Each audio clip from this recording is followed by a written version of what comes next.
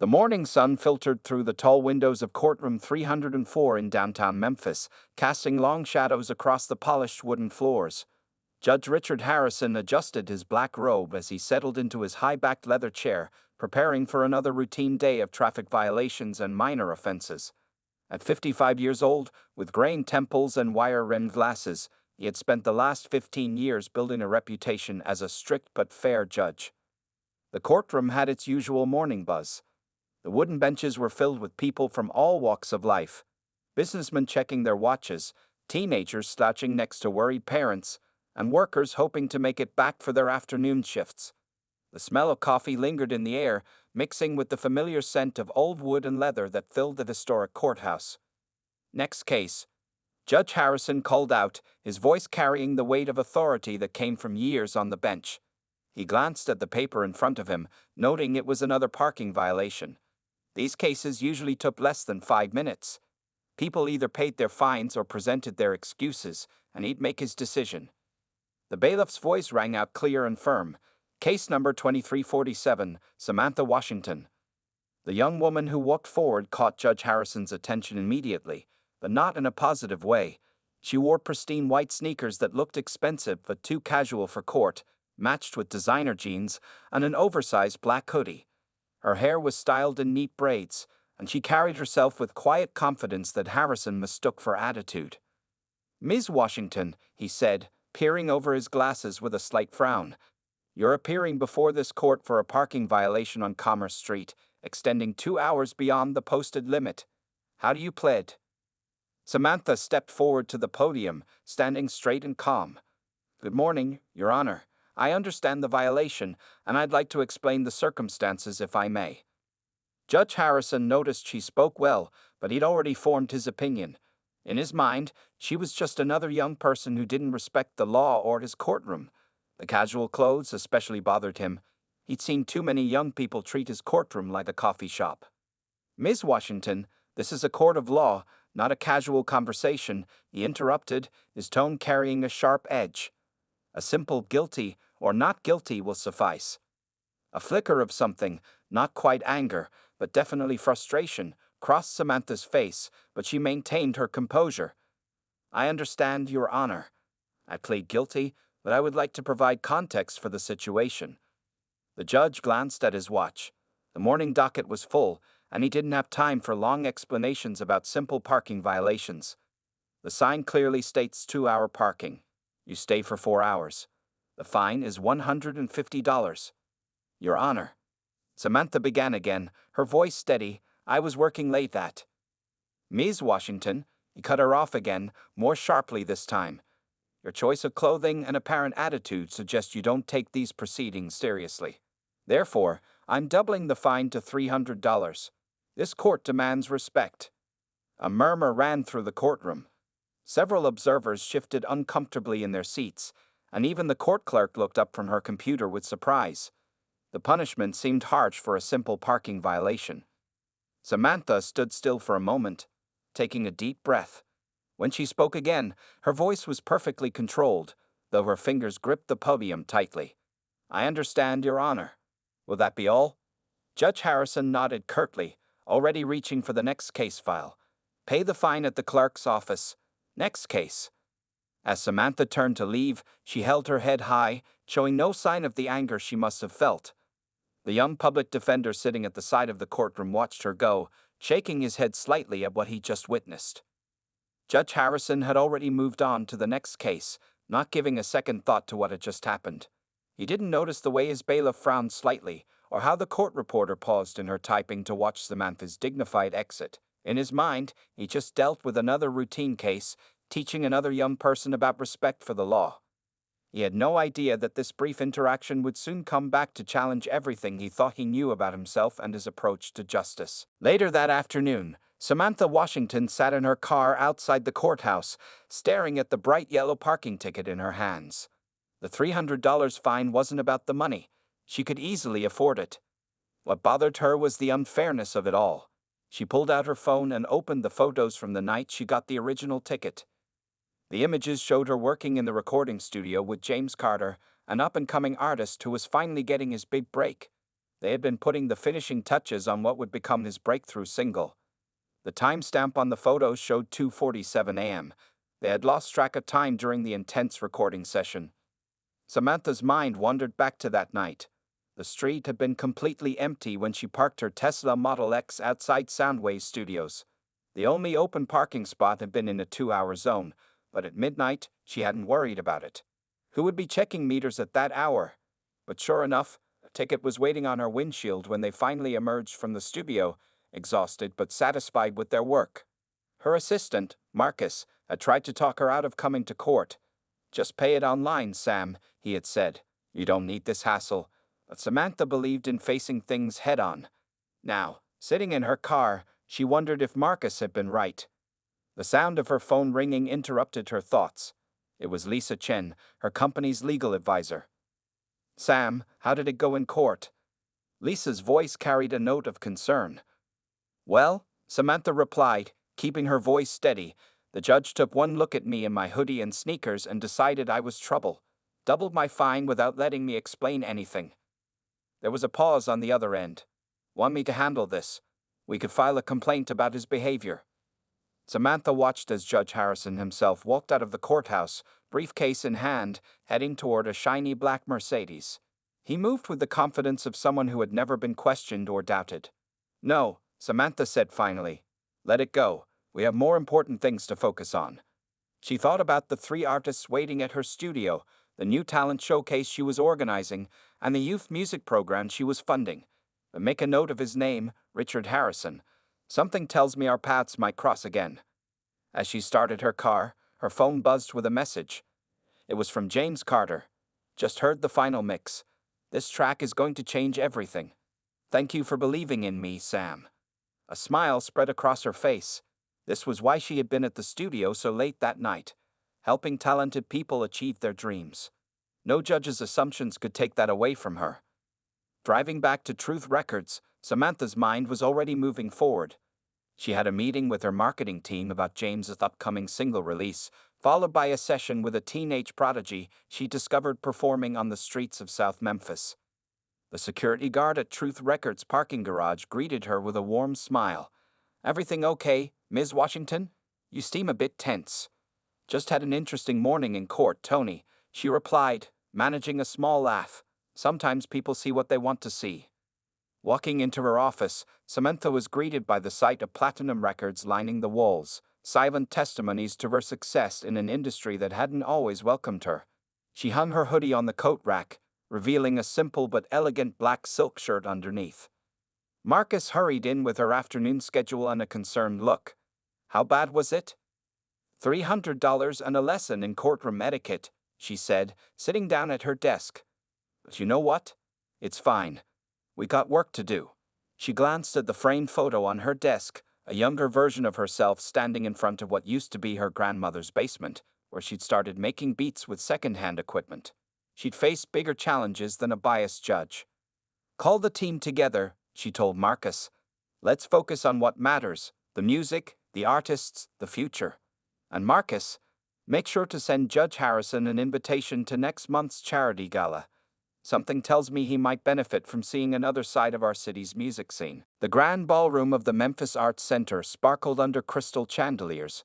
Judge Richard Harrison adjusted his bow tie as he entered, nodding to familiar faces in the crowd. The annual Arts Foundation Gala was one of the city's biggest social events, and as a board member, he was expected to attend. "Richard, glad you could make it," called out Benjamin Foster, the foundation's president. "We have something special planned tonight. Wait until you see who we're honoring." Harrison smiled politely, though charity galas weren't really his thing. He preferred the order and control of his courtroom to these flashy social events. Still, he made his way to his assigned table near the front, making small talk with other guests, lawyers, politicians, and Memphis's elite. The evening progressed predictably. Dinner was served, speeches were made, and checks were written. Harrison was just checking his watch, wondering when he could politely leave, when Benjamin stepped up to the microphone. "Ladies and gentlemen, it's time to recognize someone who has transformed Memphis's music scene," Benjamin announced, his voice filled with enthusiasm. "In just 8 years, she has launched 6 Grammy-winning artists, created a youth music program that serves over 3,000 kids and brought millions in revenue to our city. Harrison took a sip of water, only half listening. He'd heard these introductions before, usually for some wealthy businessman who'd written a big check. Please welcome, Benjamin continued, the founder and CEO of Truth Records, the youngest recipient of the Arts Foundation's Lifetime Achievement Award, Samantha Washington. The sound of Harrison choking on his water was drowned out by thunderous applause. He stared in disbelief as a familiar figure walked onto the stage. Gone was the hoodie and sneakers. Instead, Samantha Washington wore an elegant blue evening gown, her braids now styled elaborately. But her face, that calm, confident expression, was unmistakable. "Thank you, Benjamin," Samantha began, her voice carrying the same quiet authority she'd shown in court. "Music has the power to bridge divides and break down barriers. That's why Truth Records isn't just about making hits, it's about making a difference." As she spoke about her journey and her vision, images appeared on the giant screens behind her. Samantha in a recording studio with famous artists, Samantha opening a new youth music center, Samantha accepting a Grammy Award. Harrison felt the blood drain from his face. The young woman he'd dismissed and fined extra that morning wasn't just successful, she was a power player in the city's cultural scene. He watched as she talked about Truth Records' latest initiative, a program bringing music education to underprivileged schools. "Last year alone," Samantha continued, "our label generated over $50 million in revenue. But more importantly, we provided scholarships to 30 young musicians and opened 3 new community recording studios." The judge's mind raced back to that morning. How many assumptions had he made based on her appearance? How quickly had he judged her without letting her speak? The weight of his actions pressed down on him like a physical force. After her speech, Samantha was surrounded by well-wishers.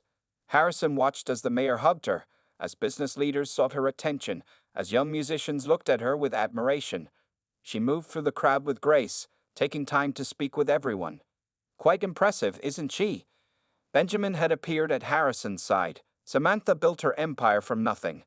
Started in her grandmother's basement, if you can believe it. Now she's one of the most influential people in the industry.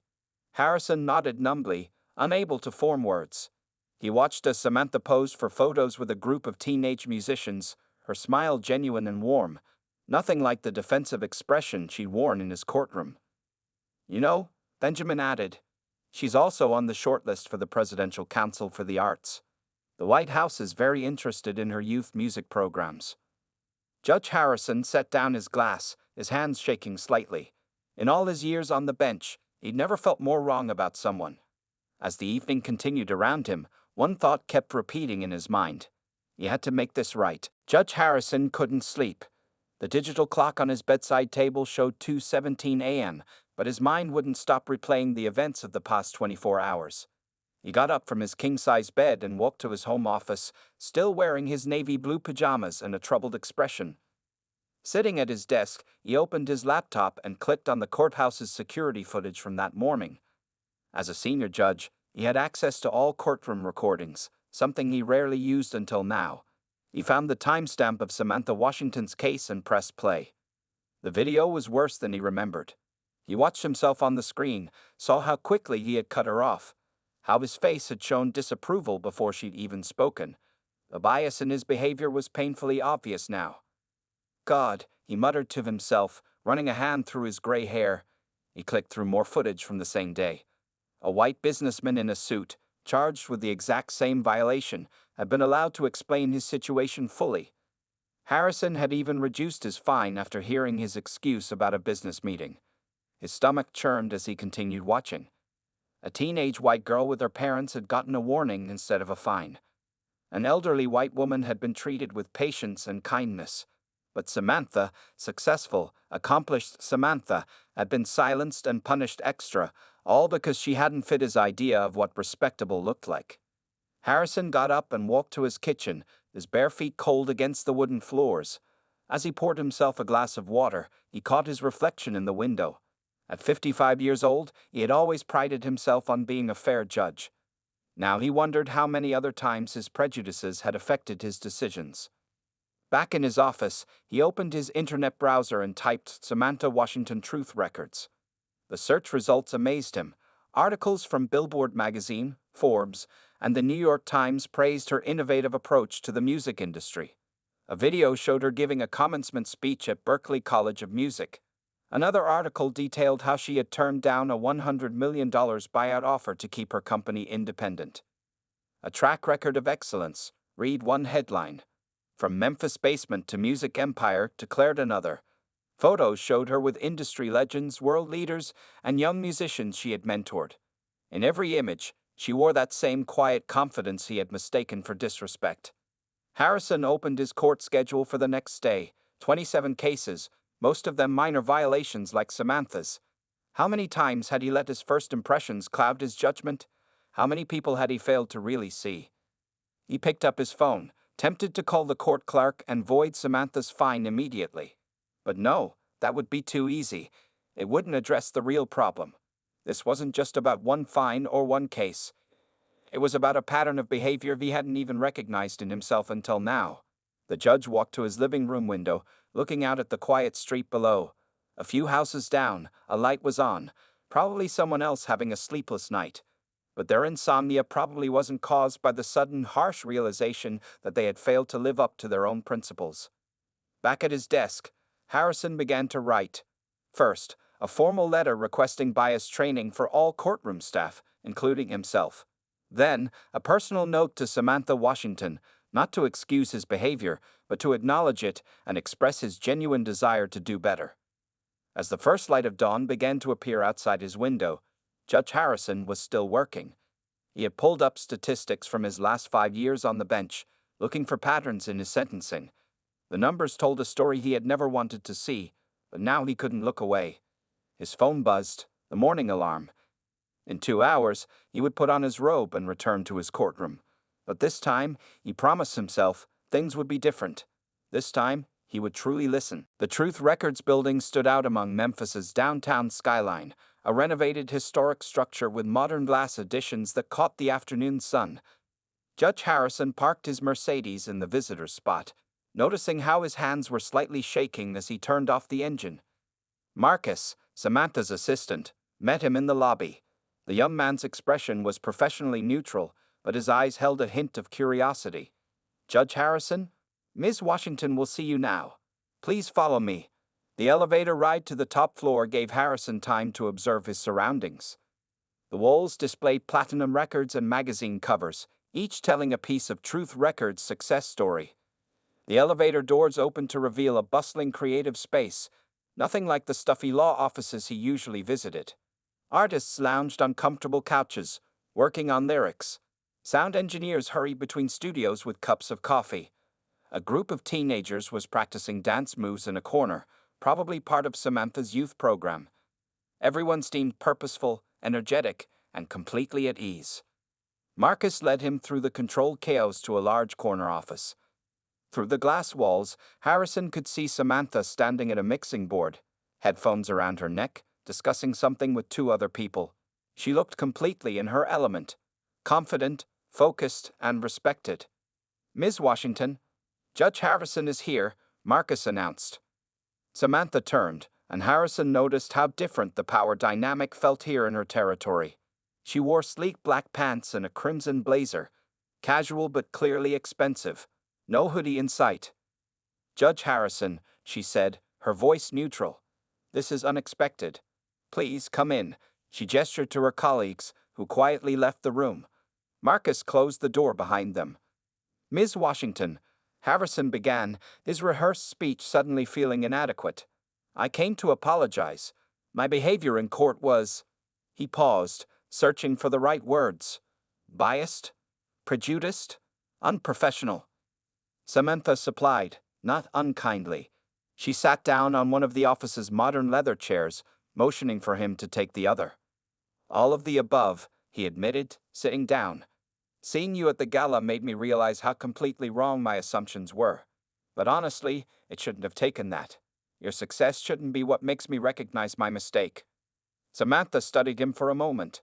Through her office windows, the afternoon sun highlighted the city skyline behind her. You know what bothered me most? She asked finally. It wasn't the fine. It wasn't even the attitude. It was knowing that if I had been wearing a business suit, Or if I had been white, you would have listened to my explanation." Harrison nodded, feeling the truth of her words. "I've spent the last few days reviewing my court records. The patterns in my rulings. They're clear evidence of bias I never wanted to acknowledge." A young artist walked past the office window, headphones on, nodding to a beat only he could hear. Samantha watched him pass before turning back to Harrison. "So what do you plan to do about it?" "I've already submitted a request for comprehensive bias training for my entire courtroom staff," Harrison said. "But I'd like to do more. I want to understand how to be truly fair, not just appear fair." Samantha leaned forward slightly. "Do you know why I was in the studio so late that night?" Without waiting for an answer, she continued, "I was working with a kid from South Memphis. 17 years old, incredible talent, but he can only record at night because he works 2 jobs to help his single mom. People look at him and see what they want to see, just like they do with me." She stood up and walked to a wall of photos. Young artists, community events, studio sessions. Every person has a story, Judge Harrison. In your courtroom, you have the power to either hear those stories or silence them. Harrison stood as well, looking at the photos. Each face seemed to challenge his preconceptions. "Would you be willing to help me learn? To really understand?" Samantha turned to face him, her expression thoughtful. "That depends.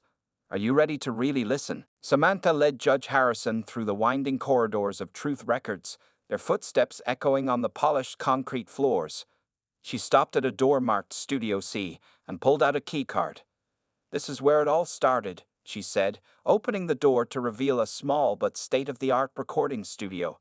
"Well, not exactly here. The original was in my grandmother's basement, with equipment I bought from pawn shops." Harrison followed her inside, taking in the mixing board, instruments, and the recording booth beyond the glass. Samantha sat down in one of the chairs and gestured for him to do the same. "I was 16 when I produced my first beat," she began, running her hand along the smooth surface of the mixing board. "Used a broken laptop and a $20 microphone I bought with my McDonald's paycheck. Everyone told me to be realistic, to find a real job." She pulled up an old photo on her phone, a teenage Samantha in an oversized t-shirt, surrounded by makeshift sound equipment in a dimly lit basement. Her grandmother stood beside her, beaming with pride. "Grandma was different, though. She believed in me. Worked extra shifts as a nurse to help me buy better equipment. Said she could hear the music in my head before I even made it." Harrison listened intently, noticing how Samantha's usual professional demeanor softened when talking about her grandmother. "Where is she now?" he asked quietly. "Passed away 2 years ago," Samantha replied, her voice tender. "But she lived long enough to see me win my first Grammy as a producer. Even came to the ceremony in a wheelchair." Standing up, Samantha walked to a cabinet and pulled out an old drum machine. "This was my first real piece of equipment. Worked 3 months at that McDonald's to save up for it. The manager used to let me practice making beats during my breaks." She set the drum machine on the table between them. "You know what's funny? When I finally had enough money to buy it, the store clerk assumed I was stealing, called security on me. I had the cash in my hand, but he never even gave me a chance to show it." Harrison shifted uncomfortably in his chair, recognizing the parallel to his own recent behavior. "How did you handle situations like that?" "The same way I handled your courtroom," Samantha said frankly. "With dignity, but it wasn't easy. Do you know what it's like to walk into a music industry meeting and have everyone assume you're the assistant, or have security follow you around your own studio building until they learn who you are?" She pressed a button on the drum machine, and a simple beat filled the room. Music was my way through it all. Every door that closed, I made my own entrance. Every time someone underestimated me, I let my work speak louder than their assumptions. Walking to a wall of framed records, Samantha pointed to her first platinum album. "This one changed everything. Artist was a kid from the projects who everyone had written off. But I heard something in his voice: pain, hope, talent. We recorded the whole album in my grandmother's basement because we couldn't afford studio time." She turned back to Harrison, her eyes intense. "That album went platinum in 2 weeks. Suddenly, all the industry people who wouldn't give me the time of day were calling nonstop. But I remembered how they treated me before the success, before the money." Picking up a recent industry award, she handed it to Harrison. It was heavier than he expected. This isn't just about music, she said. It's about seeing people, really seeing them. That kid you wrote off might be the next great artist. That woman in the hoodie might be the CEO. That teenager in baggy jeans might have the next $1 million idea. Harrison held the award carefully, reading the inscription. Most Influential Producer of the Year. He looked up at Samantha, seeing not just her success, but the journey behind it. Thank you for sharing this with me. Samantha took the award back and placed it on its shelf. Everyone has a story, Judge Harrison. The question is, are we going to let our assumptions drown out their voice, or are we going to give them a chance to be heard? Judge Harrison sat in the back of Juvenile Courtroom B, watching as another teenage boy in an orange jumpsuit stood before Judge Martinez. The charge was minor theft, stealing headphones from an electronics store. It was the kind of case Harrison had seen hundreds of times, but today felt different. Samantha sat beside him, taking notes on her tablet. This was their third visit to juvenile court together, part of what she called their listening tour. After their conversation in the studio, they had begun discussing ways to make real change in the community. That's the fourth music-related theft this month, Samantha whispered, showing him her notes. Headphones, speakers, even a used guitar. These kids aren't stealing for profit, they're stealing to make music. As they watched, Judge Martinez handed down the usual sentence. Community service and probation. The boy's shoulders slumped as he was led away. Harrison turned to Samantha, an idea forming in his mind.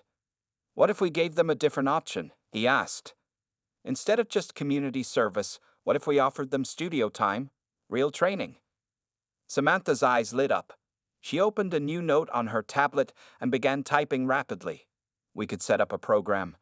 Truth Records has 3 unused studios in the evenings. We could bring in producers, engineers, music teachers. And I could talk to the juvenile court judges, Harrison added, his excitement growing. Convince them to make it an official alternative program for qualifying cases. 2 weeks later, they stood before the Memphis Judicial Review Board. Harrison wore his best suit, and Samantha had traded her usual casual style for a professional black dress. They had spent days preparing their presentation. The statistics are clear. Harrison explained to his fellow judges. 70% of juvenile offenders in our city return to the system within 2 years. We need a new approach. Samantha stepped forward, clicking to the next slide. Truth Records proposes a partnership with the juvenile court system. We'll provide fully equipped studios, professional mentoring, and music education programs. Participants will learn not just about music, but about business, technology, and professional responsibility. The questions from the board were tough but fair. How would they select participants? How would they measure success? What about liability issues? Harrison and Samantha had answers ready for each concern, their preparation showing in their confident responses.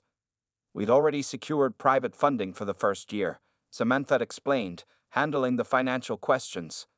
Several major music labels have pledged support, seeing this as an investment in future talent. Harrison addressed the security concerns. Participants will be carefully screened. They'll need to maintain good behavior and attend all required sessions. Any violation means immediate return to traditional sentencing. After the board left to deliberate, Samantha and Harrison waited in the hallway. She paced nervously while he sat still, his years of courtroom experience helping him maintain his composure. They have to see it will work, Samantha said, stopping her pacing. Music saved my life. It gave me direction, purpose, a way to express myself without getting into trouble. These kids deserve the same chance.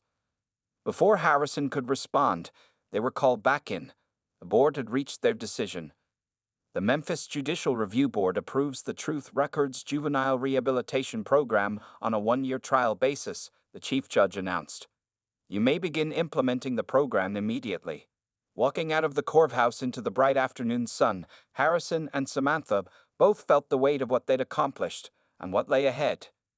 We should call it Second Beat, Samantha suggested, smiling. You know, like a second chance, but with music. Harrison nodded, understanding the wordplay. When can we start? Samantha checked her phone calendar. I have 3 producers ready to volunteer. We could have the first studio set up by next week. The real question is, are you ready to be a mentor? Looking back at the courthouse where he'd spent so many years seeing only what he expected to see, Harrison smiled.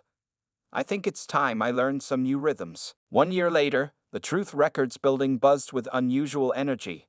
Camera crews set up their equipment while journalists checked their microphones. Today marked the first anniversary of the Second Beat program, and its success had drawn national attention. Judge Harrison stood at the back of the performance space, watching young people in Second Beat hoodies set up instruments on stage. He looked different now, more relaxed, his usual stern expression replaced by quiet contentment. The year of mentoring had changed him as much as it had changed the program's participants. Nervous? Samantha asked, appearing beside him with 2 cups of coffee. She handed him one, the same way she had during countless late-night mentoring sessions over the past year. A little, he admitted, taking the coffee, but they're ready. Marcus and Deshawn especially, their song is incredible. Marcus and Deshawn have been among their first participants. Marcus had been caught shoplifting recording equipment, Deshawn for selling bootleg CDs. Now they were about to perform their original song in front of reporters from Billboard, Rolling Stone, and major news networks. The audience filled in, judges, police officers, probation workers, and music industry executives. In the front row sat other program participants, wearing their Second Beat hoodies with pride. The program had worked better than anyone expected. Out of 50 participants, 47 had stayed out of trouble and completed the program. 8 had already found jobs in the music industry. Samantha stepped up to the podium, her presence commanding attention without effort. 1 year ago, we asked you to believe in second chances. We asked you to look past first impressions and see potential instead of problems. She gestured to the young people in the audience. These artists and producers didn't just learn about music, they learned about business, responsibility, and their own worth. But maybe more importantly, we learned from them.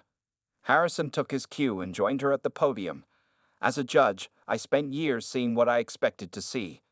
This program taught me to look deeper, to listen better, to judge less and understand more. He pulled out some statistics. In the past year, juvenile repeat offense rates in participating cases dropped by 70%. 4 of our participants have earned full music scholarships to college. 2 have signed recording contracts, but the numbers don't tell the whole story.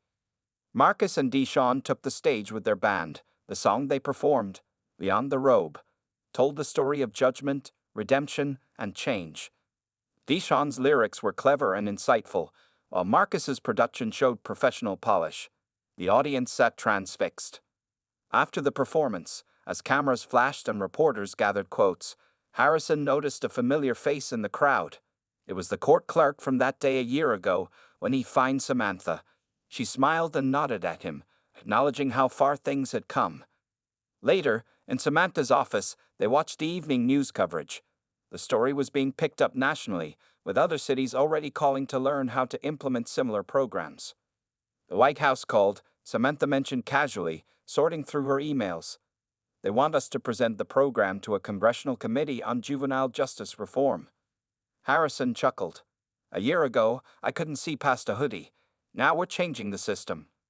Speaking of change, Samantha said, pulling up a photo on her phone. It showed Harrison in the recording studio, teaching a young participant about copyrights and music contracts. Who would have thought you'd become the favorite mentor? Through the window, they could see the sun setting over Memphis, casting a warm glow over the city they were helping to change. In Studio C, Marcus and Deshawn were already working with newer program participants, passing on what they'd learned. You know what the real change was? Harrison said, watching the young people in the studio. Learning that justice isn't just about following rules, it's about seeing possibilities. Samantha nodded, remembering that day in his courtroom that felt so long ago now. And sometimes, she added with a smile, the biggest possibilities come wearing hoodies and sneakers. Outside her office, the sounds of music and laughter filtered through, the soundtrack of second chances, of assumptions overcome, of lives transformed by the simple act of looking past the surface and seeing the truth within.